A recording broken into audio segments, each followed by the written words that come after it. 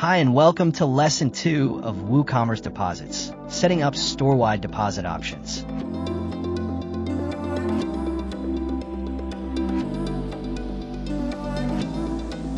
In this video, I will show you how to set up Storewide Deposit Options using the WooCommerce Deposit plugin. Let's get started. From your WordPress dashboard, go to WooCommerce and click on Settings. Now, click on the Products tab and select Deposits. This is where you will configure deposit options for your entire store. Under Enable Deposits by default, choose one of these options. Yes, deposits are optional. Yes, deposits are required, or no. Next, set the default deposit type. You can choose none, percentage of total price, fixed amount of all products, or payment plans, a predefined payment schedule. Let's select percentage and set the default deposit amount. Now, choose the default deposit selected type, pay deposit.